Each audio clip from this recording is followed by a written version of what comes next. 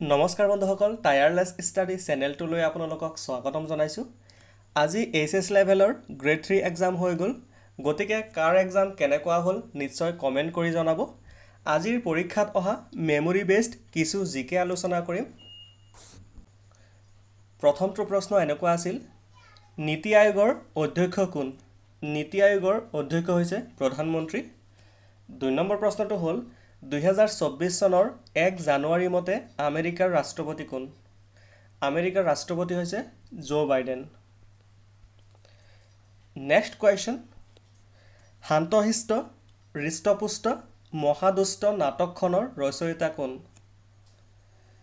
ইয়াৰ ৰচয়িতা হৈছে ভৱেন্দ্ৰনাথ শইকীয়া। তাৰ পিছৰ প্ৰশ্নটো হ'ল, কুকুৰৰ দল এটাক কি বুলি কোৱা হয়? কুকুৰৰ দল এটাক পেক বা কেনেল বুলি জনা যায়। মাছৰ এটা দলক কি বুলি জনা যায়? মাছৰ দল এটাক স্কুল বুলি জনা যায়, মনত ৰাখিব। 6 নম্বৰ প্ৰশ্নটো হ'ল, প্ৰবাল প্ৰাচীৰ কোন মহাদেশত আছে? প্ৰবাল প্ৰাচীৰ অষ্ট্ৰেলিয়াত আছে। তেল শোধনাগাৰটো কোন জিলাত অৱস্থিত? নুমলীগড় তেল শোধনাগাৰটো গোলাঘাট জিলাত আছে, মনত ৰাখিব। তাৰ পিছৰ প্ৰশ্নটো আহিছিল, কুল্লু দশেৰা কোন ৰাজ্যত পালন কৰা হয়? কুল্লু দশেৰা হিমাচল প্ৰদেশত পালন কৰা হয়। তাৰ পিছৰ প্ৰশ্নটো হ'ল, জালিয়ানৱালাবাগ কোন ঠাইত আছে? জালিয়ানৱালাবাগ পঞ্জাৱত আছে।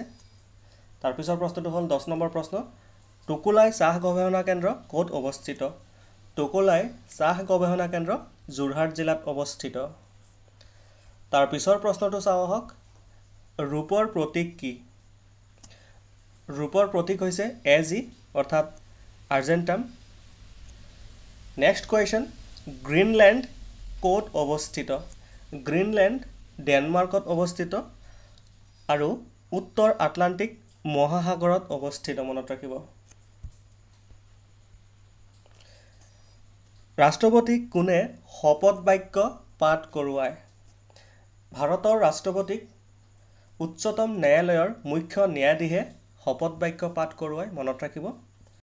তাৰ পিছৰ প্ৰশ্নটো হ'ল, ৰাজ্যসভাৰ অধ্যক্ষ কোন? ৰাজ্যসভাৰ অধ্যক্ষ হৈছে ভাৰতৰ উপৰাষ্ট্ৰপতি আৰু ভাৰতৰ বৰ্তমান উপৰাষ্ট্ৰপতি হৈছে জগদীপ ধনখৰ। প্ৰশ্ন নম্বৰ 15, কাঞ্চীপুৰম শাড়ীৰ বাবে কোনখন ৰাজ্য বিখ্যাত? কাঞ্চীপুৰম শাড়ী তামিলনাডুত পোৱা যায়। তাৰ পিছৰ প্ৰশ্নটো হ'ল, ৰাষ্ট্ৰীয় যুদ্ধ সংগ্ৰহালয় অৰ্থাৎ নেশ্যনেল ৱাৰ মেমৰিয়েল ক'ত অৱস্থিত? নেশ্যনেল ৱাৰ মেমৰিয়েল নতুন দিল্লীত অৱস্থিত। তাৰ পিছৰ প্ৰশ্নটো হ'ল, আহোম ৰাজ্যৰ অন্তিম ৰাজধানী কি? আহোম ৰাজ্যৰ অন্তিমটো ৰাজধানী আছিলে যোৰহাট। আৰু এটা প্ৰশ্ন এনেকুৱা ধৰণৰ আহিছিল, ট্ৰেফিক লাইট এখন সেউজীয়া হ'লে ইয়াৰ অৰ্থ কি? অৰ্থাৎ ট্ৰেফিক লাইট এটাৰ গ্ৰীণ ছিগনেল দেখুৱালে কি বুজা যায়? গ্ৰীণ ছিগনেল দেখুৱালে ইয়াৰ অৰ্থ হ'ল বাট পৰিষ্কাৰ আছে, আগবাঢ়িব পাৰিব। নেক্সট কুৱেশ্যন, ৰঞ্জু হাজৰিকাৰ আচল নাম কি? ৰঞ্জু হাজৰিকাৰ আচল নাম হৈছে কুমুদ চন্দ্ৰ হাজৰিকা। তাৰ পিছৰ প্ৰশ্নটো হ'ল, শংকৰদেৱৰ আইতাকৰ নাম কি? শংকৰদেৱৰ আইতাৰ নাম আছিলে খেৰসুতী। নয়নমণি শইকীয়া কি খেলৰ লগত জড়িত? নয়নমণি শইকীয়া লন বলৰ লগত জড়িত, মনত ৰাখিব। তাৰ পিছৰ প্ৰশ্নটো এনেকুৱা ধৰণৰ, মিছন বসুন্ধৰা কিহৰ লগত জড়িত? মিছন বসুন্ধৰা মাটিৰ লগত জড়িত, মনত ৰাখিব। লেণ্ড ৰেকৰ্ডৰ লগত জড়িত। নেক্সট কুৱেশ্যন, ভৈৰৱকুণ্ড কোনখন ৰাজ্যৰ লগত সীমা আছে? ভৈৰৱকুণ্ড অসমৰ ওদালগুৰি জিলাত অৱস্থিত এখন উল্লেখযোগ্য ঠাই। ঠাইখন অৰুণাচল প্ৰদেশ আৰু ভূটান সীমান্তত আছে। কোনখন মহাদেশেৰে কৰ্কট ক্ৰান্তি ৰেখা, বিষুৱ ৰেখা আৰু মকট ক্ৰান্তীয় ৰেখা পাৰ হৈ গৈছে? ইয়াৰ শুদ্ধ অপশ্যনটো হ'ব আফ্ৰিকা। আফ্ৰিকা মহাদেশৰ মাজেৰে কৰ্কট ক্ৰান্তীয় ৰেখা, মকৰ ক্ৰান্তীয় ৰেখা আৰু বিষুৱ ৰেখা পাৰ হৈ গৈছে। অসমত বাঁহেৰে বনোৱা বাদ্যযন্ত্ৰ হ'ল বহুতো অপশ্যন আছিলে, ইয়াৰ ভিতৰত শুদ্ধ অপশ্যনটো আছিলে টকা। বাঁহেৰে গগনা টকা বনোৱা হয়। অসমৰ লগত কোন দুখন ৰাষ্ট্ৰৰ সীমা আছে? অসমে বাংলাদেশ আৰু ভূটানৰ লগত সীমা শ্বেয়াৰ কৰিছে, মনত ৰাখিব। নেক্সট কুৱেশ্যন, অলকানন্দ শংকুৰাজে গাইছে গীতটোৰ গীতিকাৰ কোন? গীতটোৰ গীতিকাৰ হৈছে মৈত্ৰী পাঠক।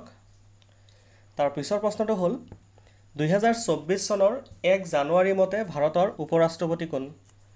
ভাৰতৰ উপৰাষ্ট্ৰপতি হৈছে জগদীপ ধনখৰ। যিহেতু প্ৰশ্নসমূহ বিভিন্ন চ'ৰ্চৰ পৰা লোৱা হৈছে, গতিকে কিবা ভুল ভ্ৰান্তি হ'লে ক্ষমা কৰিব। তাৰ পিছৰ প্ৰশ্নটো হ'ল ভাৰতৰ পশ্চিমে থকা দেশ হৈছে পাকিস্তান আৰু আফগানিস্তান। তাৰ পিছৰ প্ৰশ্নটো হ'ল দ্য অপজিট অফ ফ্ৰেণ্ড। ফ্ৰেণ্ডৰ অপজিট শব্দ হৈছে এনিমি, অপনেণ্ট, ৰাইভেল।